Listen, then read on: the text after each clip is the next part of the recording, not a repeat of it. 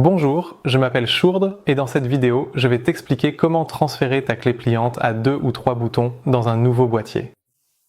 Cela concerne aussi bien la version bleue que la version noire. Mais attention, il s'agit de la version où le support de la pile se retire sur le côté de la clé sous forme de petits porte-piles.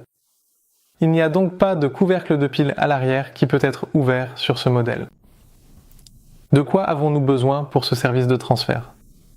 Tout d'abord, un tournevis cruciforme, pour dévisser la vis du boîtier.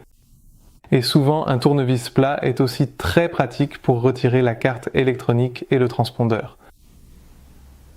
Alors, nous allons commencer comme suit pour transférer ce boîtier. Tout d'abord, nous faisons pivoter le boîtier d'un demi-tour. Et nous plaçons un tournevis plat sous le logo du champ. En effet, il y a une petite vis cruciforme cachée sous le logo.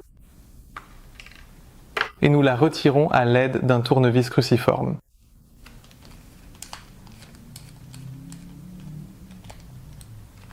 Voilà. Une fois que celle-ci est retirée, le boîtier peut être entièrement ouvert. Le paneton de la clé est encore sous tension, donc nous allons le relâcher doucement. Voilà. Alors, nous voyons le paneton de la clé, les piles et la carte électronique. Je vais d'abord détacher un instant la carte électronique ici. En effet, il existe deux versions de cette clé. L'une où un transpondeur est soudé sur la carte électronique. Le transpondeur est responsable du démarrage de la voiture. Sans transpondeur, la voiture ne peut donc pas démarrer. Dans ce cas, il est donc automatiquement transféré. Dans une autre version, il n'y aura donc rien ici. Et dans ce boîtier de transpondeur, il y a un petit tube en verre. Si c'est le cas pour vous, assurez-vous de transférer ce petit tube en verre dans le nouveau boîtier. De cette façon, il sera également possible de démarrer la voiture avec le nouveau boîtier. Bon, maintenant que celui-ci est ouvert, je place le nouveau boîtier à côté. Nous avons donc celui-ci ici. Il arrive parfois que le support de la pile soit encore détaché dans le nouveau boîtier. Assurez-vous d'appuyer fermement dessus vers le bas afin qu'il soit bien en place. Ensuite, nous pouvons remettre la carte électronique à l'envers à sa place. Dans le nouveau boîtier, deux ergots sont toujours présents.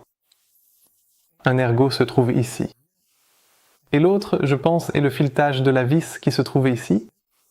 Celui-ci permet de maintenir la carte électronique en place et que les micro-switches se trouvent toujours exactement sous les boutons poussoirs. Voilà. En ce qui concerne la tige de clé, vous pouvez faire deux choses. Je vais en mettre une nouvelle à côté. Si l'ancienne et la nouvelle ont exactement les mêmes dimensions, vous pouvez en fait placer l'ancienne tige de clé avec tout le mécanisme rotatif dans une nouvelle clé et cela fonctionnera immédiatement. Mais, comme il existe de nombreuses versions différentes de cette clé, il arrive parfois que Fiat ait fabriqué un modèle légèrement différent du mécanisme de pliage. Si c'est le cas, vous pouvez faire deux choses. Numéro 1. Vous pourriez retirer la goupille de verrouillage qui se trouve ici pour changer la tige de clé.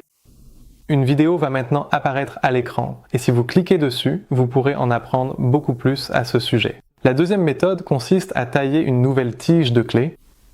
Vous pouvez faire l'une ou l'autre de ces deux choses pour que la clé fonctionne. Dans le cas de cette clé, nous allons supposer que la tige de clé sera transférée. Je vais donc vous montrer comment vous pouvez ensuite la remettre sous tension dans le boîtier de la clé. Pour cela, je mets la clé de côté un instant. Eh bien, une tige de clé se compose de trois parties. Tout d'abord, nous avons le mécanisme à bascule. Et dans le mécanisme à bascule, nous voyons ici trois encoches. Et il se trouve que ces trois encoches se trouvent également sur le bouton poussoir. Ce que nous pouvons faire, c'est laisser le bouton poussoir bien en place dans le boîtier ou dans le mécanisme à bascule.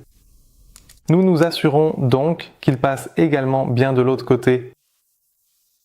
Ensuite, nous prenons la plume et sur un côté de la plume, il y a une petite pointe qui dépasse. c'est le sommet et nous le placerons au sommet du mécanisme de pliage. Ensuite, nous faisons tourner le poussoir jusqu'à ce que nous remarquions qu'il tombe dans son encoche. Encore une fois. Et donc, vous le ressentez immédiatement. Puis il tombe 1/2 millimètre plus bas. Nous avons donc maintenant le mécanisme de pliage et un ressort avec une petite pointe qui dépasse sur le dessus.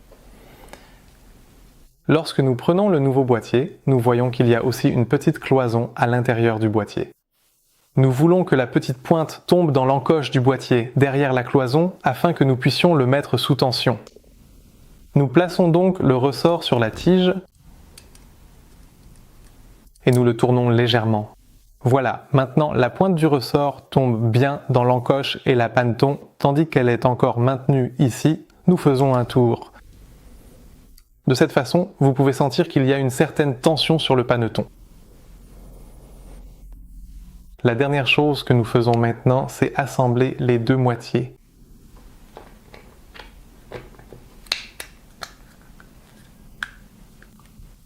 Voilà. Et ensuite, nous pouvons maintenant ici à nouveau remettre la vis à l'arrière du boîtier. Il suffit de la remettre en place.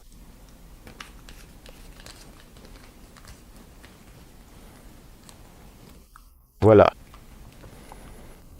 Enfin, vous pourriez éventuellement aussi remettre l'ancien logo s'il est encore en bon état. À l'arrière du boîtier. Maintenant, il se détache un peu trop facilement. Voilà. Et bien sûr, il faut encore remettre le support de la pile. Dans ce support de pile, on place toujours une pile 20032. Je vais d'abord dévisser l'ancien support de pile ici. Souvent, vous pouvez simplement transférer l'ancien support de pile. Mais bon, comme un nouveau est fourni, cela a toujours un aspect un peu plus joli.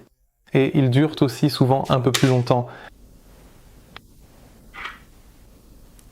Ensuite, nous pouvons retirer la pile du support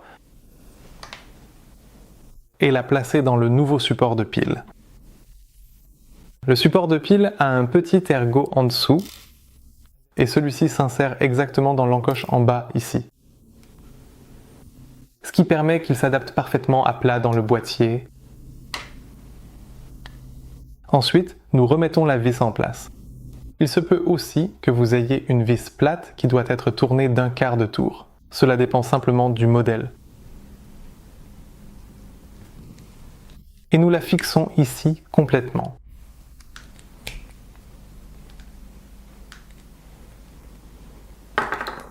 Vérifiez tout de suite si la lame de la clé s'ouvre et se ferme correctement et si la télécommande fonctionne. Une fois que tout a été transféré et que la clé est à nouveau complète, elle devrait fonctionner comme neuve. J'espère que tout s'est bien passé lors du transfert des clés de voiture.